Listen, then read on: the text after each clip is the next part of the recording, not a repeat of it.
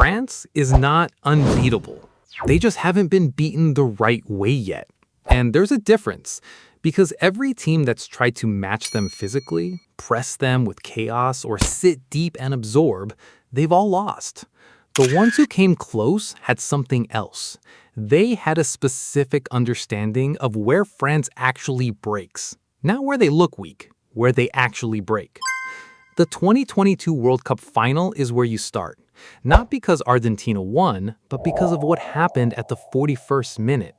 France were 2-0 down, getting outrun in every transition, and Deschamps made 2 substitutions before halftime.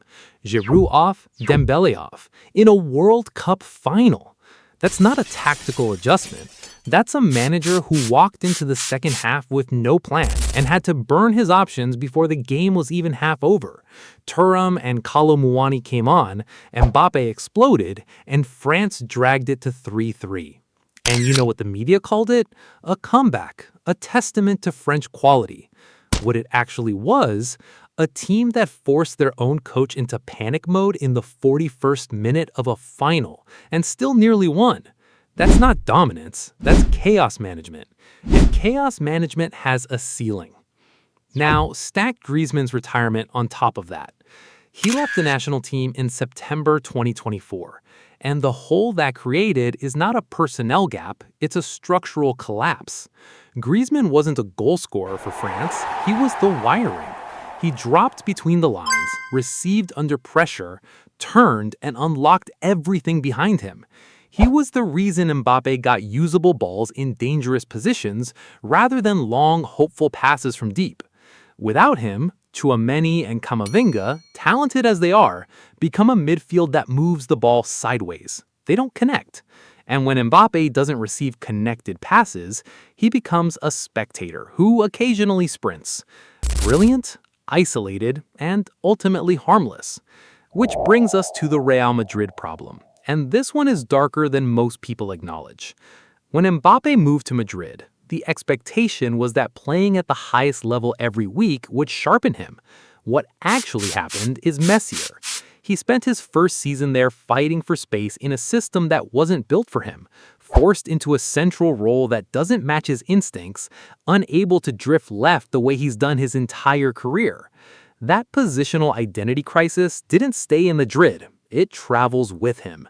And when a player of his ego, and ego is the right word, not a criticism, just an accurate one, arrives at a tournament spending months battling for clarity at club level, those unresolved tensions show up when the pressure compounds. France's dressing room already had a hierarchy problem before Griezmann left. Now the one player who balanced that hierarchy is gone. What's left is Mbappe, a structural void, and the group of talented individuals who haven't solved the question of what they are together. So who can actually exploit this? Nagelsmann's Germany is the most systematic answer. In March 2024, in a friendly against France, Florian Wirtz scored in the 7th second of play. Not the 7th minute, the 7th second.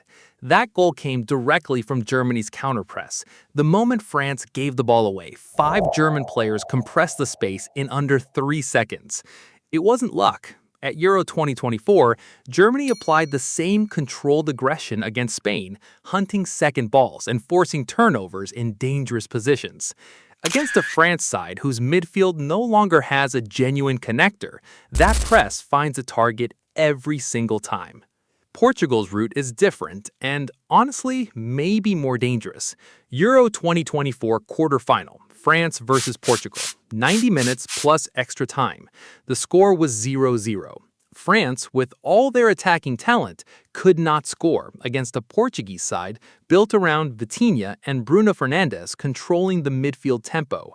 Portugal didn't defend and hope. They suffocated. They made France play in front of them, denied the forward pass repeatedly, and turned the game into an intelligence contest that France lost. France only went through on penalties. And here's what stays with me about that match. Portugal weren't even at full speed. They were absorbing. If they'd pressed higher with that same midfield structure, France could have been in serious trouble 90 minutes earlier. Then there's Turkey and the United States, and these two deserve to be mentioned together because they represent the same underlying threat dressed in different clothes.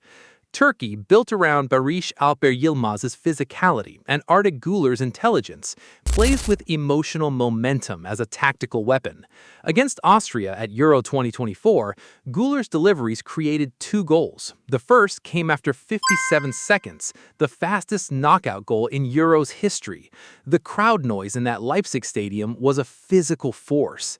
Turkey doesn't just play football, they play football that feeds on atmosphere and accelerates when it finds it. Guler especially. Against Austria, he ran, created, nearly scored from 50 meters, and controlled a knockout match without his captain. That's not a talent, that's a presence. In a 2026 venue with thousands of Turkish diaspora in the stands, that presence amplifies into something unpredictable. The United States is a different animal entirely. Athleticism, home crowd, July heat. France will travel thousands of miles, adjust to a different climate, play compressed fixtures across enormous distances. The US wakes up at home every morning of that tournament. The physical gap between these teams is smaller than rankings suggest, and the environmental advantage is real in ways that don't show up in any pre-tournament analysis. France will arrive in 2026 as favorites. The depth of their squad makes that reasonable. But they'll arrive without their connector, with a generational talent carrying unresolved psychological weight from club level, and with a coach who, truly cornered, panics. The right opponent with the right tactical plan in the right conditions doesn't need to be better than France. They just need France to be exactly what France already is. The window is open. Which team walks through it? Drop it in the comments. Everyone gets read.